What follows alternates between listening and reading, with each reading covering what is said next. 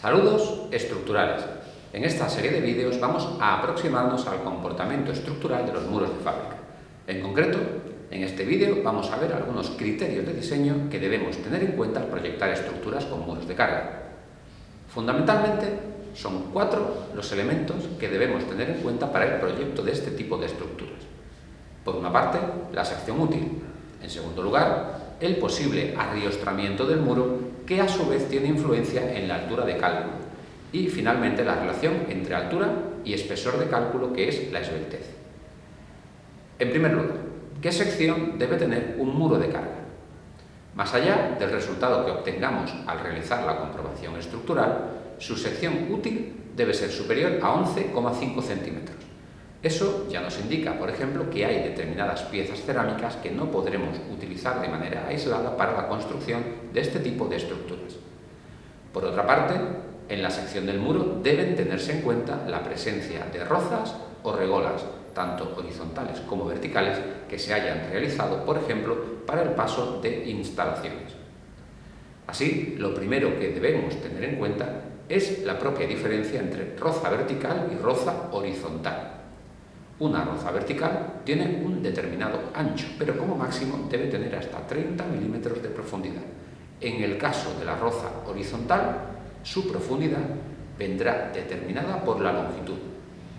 Así, en función del espesor del muro, se limita tanto el ancho de las rozas verticales como la profundidad de las rozas horizontales. Si estas rozas no superan las dimensiones indicadas en esta tabla, no sería necesario realizar la comprobación reduciendo el espesor del muro, es decir, nos quedaríamos con el espesor original de ese muro. Por tanto, debe quedar claro que estas reducciones dependen del espesor del muro, de manera que a mayor espesor, mayor tolerancia en el ancho y profundidad de esas rozas. Además, lógicamente, debemos tener en cuenta aquellas que se hagan por las dos caras del muro. Algunas consideraciones con respecto a ese grueso de cálculo. En el espesor total deben incluirse los revestimientos que tengan carácter permanente y se definan como tales en el proyecto y en el plan de mantenimiento. Es decir, un revestimiento que no forme parte del propio elemento estructural que conforma el muro, si es permanente, podríamos considerarlo dentro de ese espesor total. Por otra parte, hay que tener en cuenta que si una roza o rebaje no causa una pérdida superior al 25% de la sección transversal, se puede considerar que su capacidad resistente es proporcional a dicha pérdida. Esto lo que quiere decir es que si un muro tiene, por ejemplo, 24 centímetros y se reduce con una roza de 5 centímetros, lo que viene a ser aproximadamente un 20% de su espesor, su resistencia a compresión tendríamos que reducirla ese mismo 20%.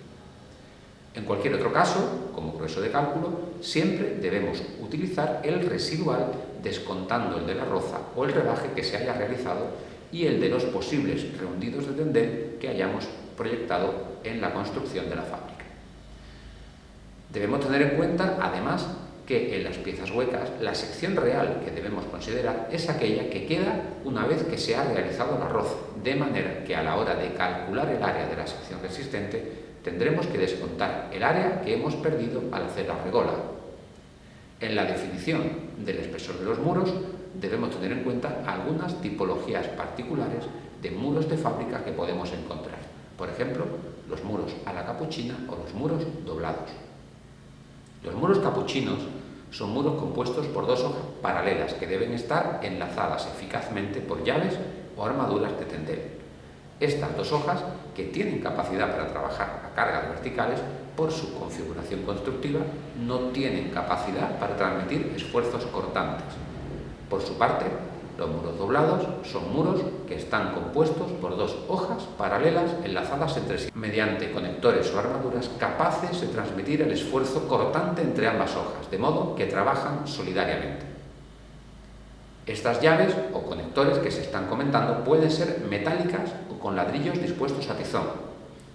En el caso de los muros a la capuchina, el espesor eficaz de cálculo vendría determinado por la siguiente expresión, donde T1 es el espesor de la hoja cargada, T2 el espesor de la otra hoja y K la relación entre el módulo de elasticidad entre ambas hojas. lógicamente su valor tiene que ser menor a 1, puesto que el módulo de elasticidad de la hoja descargada será menor, o como mucho igual al de la hoja principal si son las dos iguales. Si hacemos un pequeño ejemplo y asumimos que cada hoja dentro de este muro tiene 11,5 centímetros, el espesor total de la fábrica sería de 23 centímetros. Ahora bien, como se trata de un muro a la capuchina unido con llaves, aplicando la expresión que hemos visto anteriormente y asumiendo que las dos hojas tienen la misma composición, es decir, se han construido con el mismo tipo de ladrillo y el mismo tipo de mortero, podríamos deducir que el coeficiente K es igual a 1. Y al ser el módulo de elasticidad de ambas hojas igual, aplicando esa expresión tendríamos 14,5 centímetros en lugar de los teóricos 23 centímetros que obtendríamos sumando las dos hojas del muro. Como vemos, no se trata, por tanto, en este tipo de muros de sumar el espesor de las dos hojas, sino aplicar una regla de proporcionalidad. Con respecto a las llaves, hay que tener en cuenta que en el muro capuchino el número de llaves no debe ser menor que 2 cada metro cuadrado de muro. Y si empleamos armaduras de tendel, cada una de ellas se va a considerar como si fuese una llave. Es importante tener en cuenta que hay que colocar llaves en cada borde libre, concepto que veremos posteriormente, y además en las jambas de los huecos como refuerzo. Al colocar y dimensionar estas llaves debe tenerse en cuenta, en lo posible, los movimientos diferenciales que puedan producirse entre las dos hojas, de manera que esas llaves tienen que seguir continuando operativas una vez que se haya producido la deformación. Es decir, el muro tiene que seguir trabajando con sus dos hojas enlazadas. Como ejemplo, aquí podemos ver algunas tipologías de llaves metálicas que pueden utilizarse entre los tendeles de la fábrica.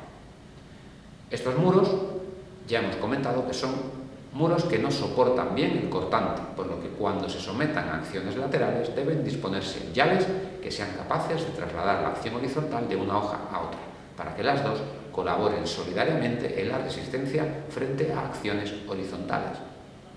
Esta cuestión es especialmente importante en los extremos del muro. El número de llaves para resistir frente a acciones laterales es función de la acción lateral de cálculo dividida por la resistencia de cálculo que tendrá una llave. La acción que se transmite a cada hoja se determinará distribuyendo la acción de viento de forma proporcional a la resistencia a carga lateral que ofrece cada hoja. Es decir, las dos hojas que componen el muro trabajarán solidariamente para resistir la carga de viento que incide sobre el muro.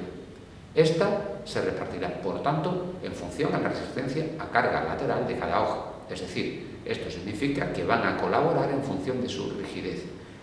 Rigidez que dependerá del módulo de elasticidad y de la inercia que tenga cada una de las dos hojas. Si ambas tienen el mismo espesor y están conformadas por el mismo tipo de ladrillo y el mismo tipo de mortero, lógicamente cada una de ellas colaborará al 50% en la resistencia frente a carga lateral. En un muro de revestimiento se considerará que las llaves transmiten la totalidad de la acción lateral al muro portante. Por su parte, en el caso de los muros doblados, las llaves de acero que se dispongan deben de ser al menos de 300 milímetros cuadrados por cada metro cuadrado de muro y, como mínimo, 2 conectores por cada metro cuadrado. Lógicamente, las armaduras de tendel pueden considerarse como llaves entre las dos hojas de un muro doblado. Como ejemplo de este tipo de armaduras podemos ver algunas que aparecen definidas en la UNE EN 845-3. Hasta aquí este vídeo sobre criterios de diseño en muros de carga. En el siguiente terminaremos de definir otras variables imprescindibles a tener en cuenta en el proyecto y dimensionado de estas estructuras.